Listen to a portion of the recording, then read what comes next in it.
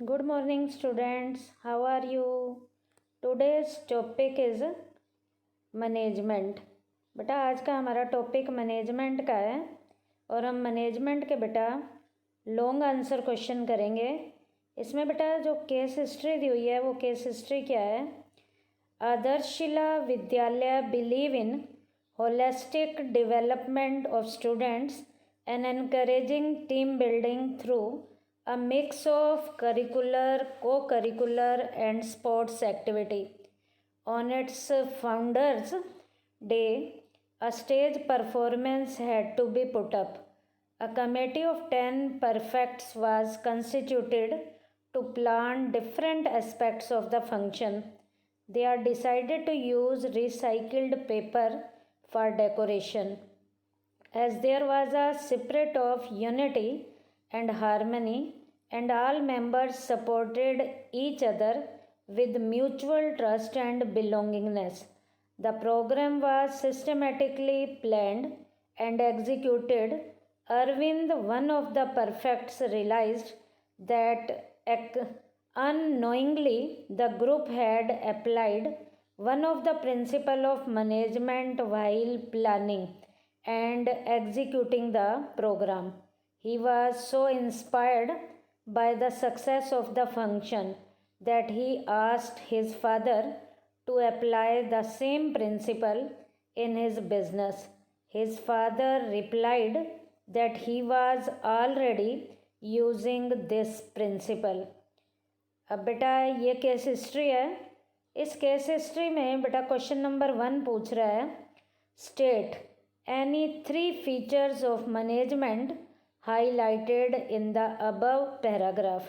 ये कह रहा है इस पैराग्राफ के अंदर मैनेजमेंट की कौन सी वाली फीचर्स हाईलाइट हो रही हैं। और बेटा कोई 3 फीचर्स बतानी है जो यहाँ हाईलाइट हो रही है। तो यहाँ मैनेजमेंट इज़ परवेसिव, ये फीचर हाईलाइट हो रही है कि मैनेजमेंट बहुत ज़रूरी है। दूसरा, management is a group activity, ये वाली फीचर भी हाईलाइट हो रही है कि ग्रुप एक्टिविटी है मैनेजमेंट। उसके बाद है management is goal oriented process, goal को अचीव करने का प्रोसेस है हमारी मैनेजमेंट। उसके बाद है मैनेजमेंट इज़ मल्टी डायमेंशनल, कई बहुगुणी लेवल की एक्टिविटीज़ को पूरा करने में मैनेजमेंट हेल्प करती है। उसके बाद है management is intangible force, management एक इंटेंजिबल फोर्स के रूप में रोल प्ले करता है। तो ये 3 या 4 जो फीचर्स हैं ये इसकी यहाँ पर हाईलाइट हो रही हैं। उसके बाद सेकंड क्वेश्चन इसमें पूछ रहा है, आइडेंटिफाई एनी 2 वैल्यूज़ विच आधारशिला विद्यालय कम्युनिकेटेड टू द सोसाइटी। अब ये आधारशिला विद्यालय जो है कम्युनिटी को, समाज को ये किस तरीके की वैल्यूज़ जो है दे रहा है। उसमें बेटा जो वैल्यूज़ ये विद्यालय लोगों को दे रहा है उसमें है concern for the environment, environment से कंसर्न है इसका। होलिस्टिक डेवलपमेंट ऑफ चिल्ड्रन, बच्चों का टोटली ऑल ओवर डेवलपमेंट हो रहा है। और टीम वर्क की जो फीलिंग आ रही है। तो इस केस हिस्ट्री के अंदर बेटा सबसे पहले तो पूछा है मैनेजमेंट की फ़ीचर्स कौन सी हाईलाइट हो रही हैं, फ़ीचर्स बतानी है। वैल्यूज़ जो ली जाती हैं बेटा उसमें यहाँ 3 वैल्यूज़ जो हैं डेवलप हो रही हैं। एनवायरनमेंट से कंसर्न है, होलिस्टिक डेवलपमेंट है चिल्ड्रन का, और टीम वर्क की फीलिंग आ रही है। उसके बाद बेटा नेक्स्ट केस हिस्ट्री क्या है बेटा, वो नेक्स्ट केस हिस्ट्री है बेटा Ashutosh Goenka was working in X Limited, a company manufacturing air purifiers. He found that the profits had started declining from the last 6 months. Profit has an implication for the survival of the firm, so he analyzed the business environment to find out the reasons for this decline. अब बेटा business के environment के यहाँ analysis से देखा गया कि reason क्या है इसके नीचे की ओर गिरने के। तो ये तो केस हिस्ट्री थी। इस केस हिस्ट्री में जो क्वेश्चन पूछा गया है, identify the level of the management eight which Ashutosh Goenka was working. अब आशुतोष गोइंका यहाँ पर किस लेवल की मैनेजमेंट में वो रोल प्ले कर रहा है। अब बेटा यहाँ पर आशुतोष गोयंका जो है वो टॉप लेवल की मैनेजमेंट में रोल प्ले कर रहा है। और सेकंड क्वेश्चन पूछ रहा है, state 3 other functions being performed by Ashutosh Goenka. Ashutosh Goenka जो टॉप लेवल की मैनेजमेंट में रोल प्ले कर रहा है, उसके बेटा कोई 3 या 4, यहाँ 3 इसके फंक्शन पूछे गए हैं। तो टॉप लेवल की मैनेजमेंट के कई फंक्शन हैं। तो यहाँ पर कौन कौन सा वाला फंक्शन हाईलाइट हो रहा है? To coordinate the activities of different department, अलग अलग डिपार्टमेंट के साथ उनकी एक्टिविटीज़ को कोऑर्डिनेट करना टॉप लेवल की मैनेजमेंट का काम होता है। To be responsible for welfare and survival of the organisation, organisation के वेलफेयर के लिए और सर्वाइवल के लिए जिम्मेवार होता है टॉप लेवल का manager. The formulate overall organisational goal and strategy for their achievement, organisation के गोल को अचीव करने के लिए क्या क्या ओवरऑल उनकी पॉलिसीज़ होंगी, क्या क्या स्ट्रेटजीज़ होंगी, ताकि उन गोल्स को ऑर्गेनाइजेशन के लिए पूरा किया जा सके। तो उन गोल्स को फॉर्मुलेट करने का काम और उन गोल्स को पूरा करने के लिए जो स्ट्रेटेजी बनाई जाती है, वो स्ट्रेटेजी बनाने का काम भी टॉप लेवल की मैनेजमेंट करती है। उसके बाद to be responsible for all the activities of the business and for its impact on the societies. बेटा बिजनेस की एक्टिविटीज़ के लिए रिस्पॉन्सिबल भी हमारी टॉप लेवल की मैनेजमेंट होती है, और इनका सोसाइटी पे इम्पैक्ट क्या होता है, इन कामों को देखने के लिए भी इनकी रिस्पॉन्सिबिलिटी भी हमारे टॉप लेवल के मैनेजर्स की होती है। उसके बाद बेटा नेक्स्ट केस हिस्ट्री है, Rishitosh Mukherjee has recently joined AMV Limited, a company manufacturing refrigerators. He found that his department was understaffed and other departments were not cooperating with his department for smooth functioning of the organization. Therefore, ensured that his department has the required number of employees and his cooperation with other department is improved.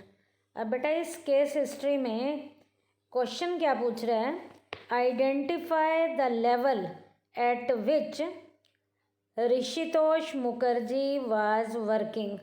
अब बेटा इस case history में ऋषितोष मुखर्जी के बारे में पूछा जा रहा है कि ये जो उसके काम बताए गए हैं, यहाँ ऋषितोष मुखर्जी किस पोस्ट पे काम कर रहा है, कौन से लेवल की मैनेजमेंट में रोल प्ले कर रहा है। तो यहाँ पर ऋषितोष मुखर्जी मिडिल लेवल की मैनेजमेंट में रोल प्ले कर रहा है। आगे सेकंड क्वेश्चन पूछ रहा है, also state that 3 more functions required to be performed by Rishitosh Mukherjee at this level.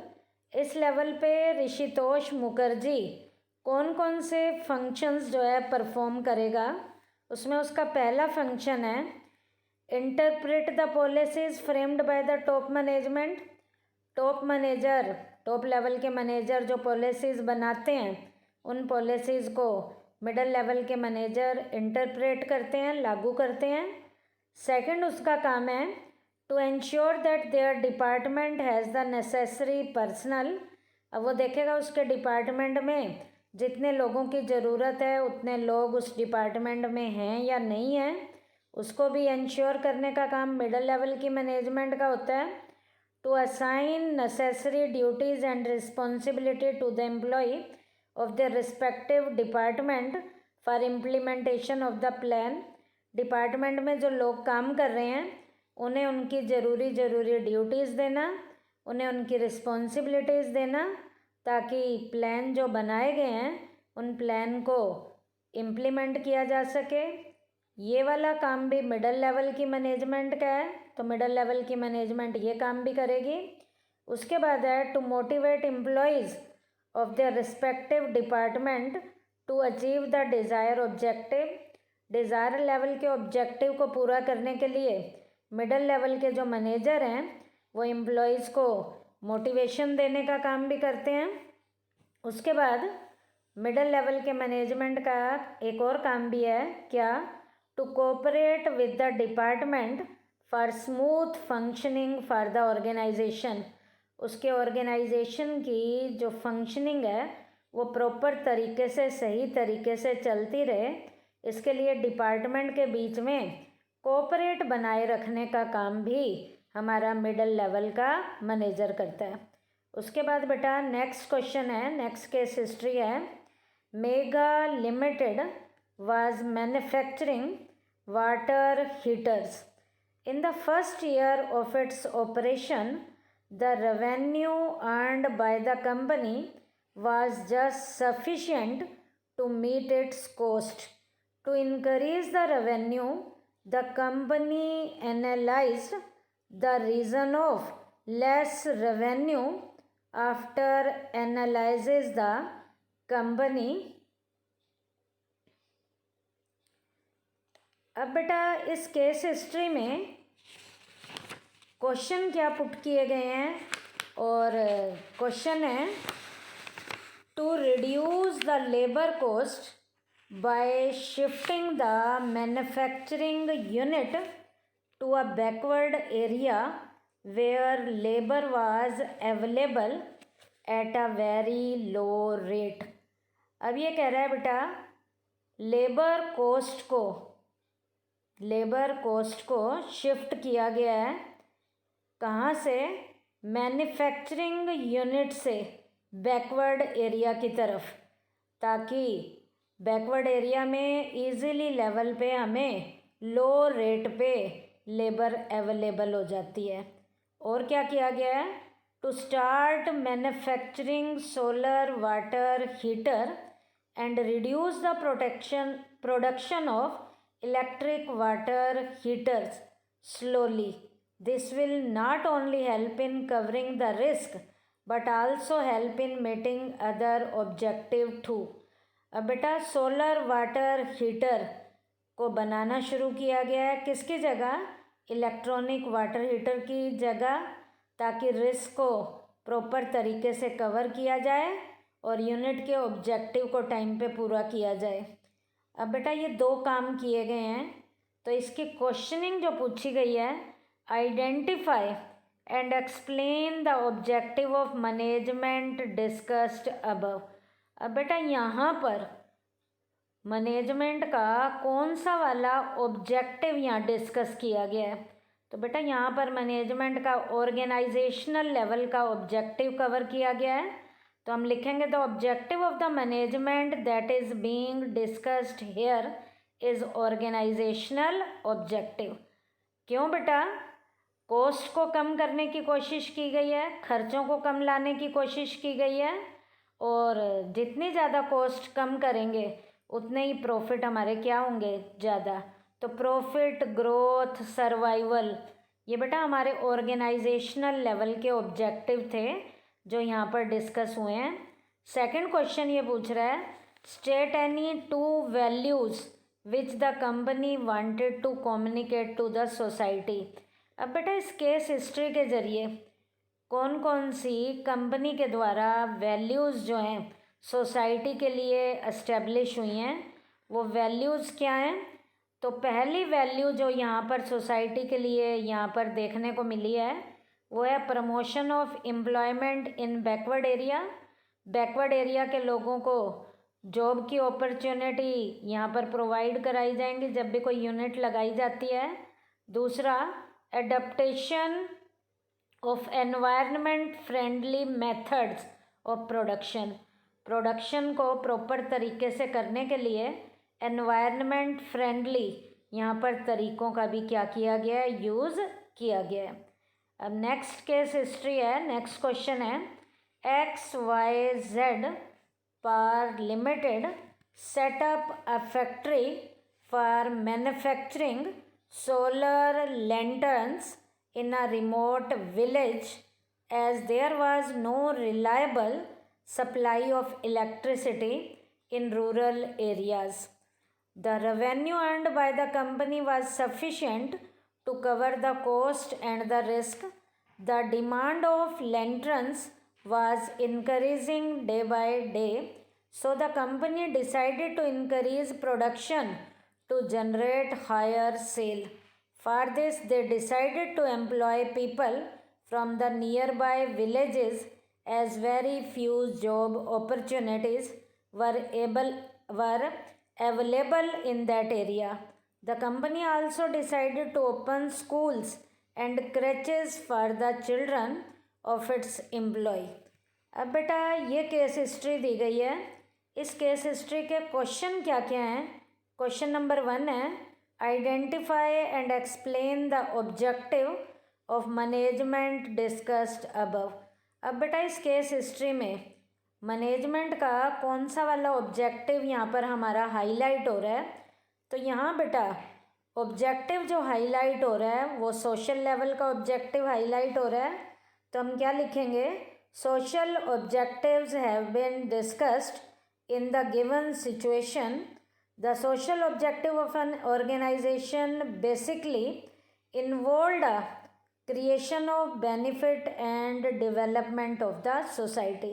बेटा यहाँ पर जो भी काम किए गए हैं उनसे सोसाइटी को फ़ायदा मिल रहा है, सोसाइटी का डेवलपमेंट हो रहा है।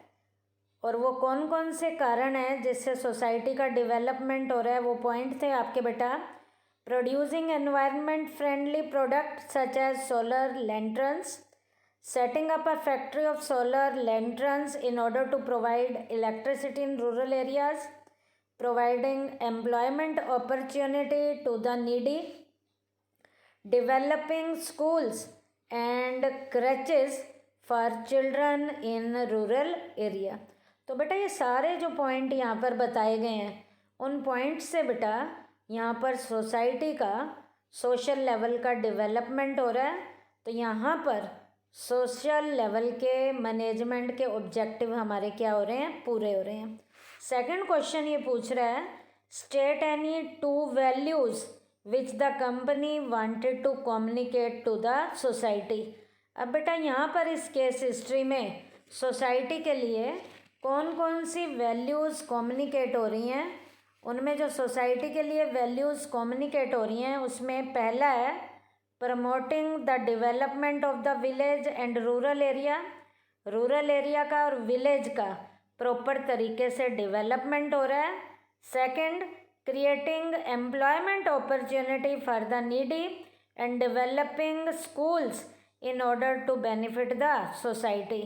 बेटा नीडी लोगों को जॉब की अपॉर्चुनिटीज़ मिल रही हैं और सोसाइटी के बेनिफिट के लिए यहाँ पर जो है स्कूल क्या हो रहे हैं? खोले जा रहे हैं, ताकि स्कूल जितने ज़्यादा खुलेंगे उतने अच्छी बच्चों को एजुकेशन मिलेगी और इस तरीके से हमारी सोसाइटी का प्रॉपर तरीके से डेवलपमेंट होना शुरू हो जाएगा। नेक्स्ट क्वेश्चन है बेटा हमारा, केस हिस्ट्री क्या कह रहा है?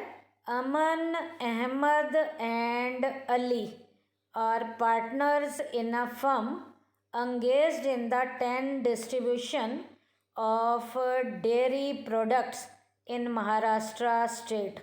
Aman is a holder of senior secondary school certificate from Central Board of Secondary Education with business study as one of his elective subjects. Ahmed had done his post graduation in history and Ali in dairy farming. One day there was a serious discussion between Ahmed and Ali regarding the nature of management. Ahmed argued that management was a profession, whereas Ali argued against it, saying that the legal and medical professions are the only professions because they fulfill all the condition of profession. Aman, on the basis of his knowledge of business studies, explained the nature of management as a profession to Ahmad and Ali. Explain how Aman would have satisfied both Ahmad and Ali. अब बेटा इस case history में अमन जो है अहमद और अली को किस तरीके से सेटिस्फाई करेगा, अब हमने इसको यहाँ पर क्या करना है, एक्सप्लेन करना है। तो यहाँ आंसर हम क्या देंगे, Aman would have satisfied both Ahmed and Ali by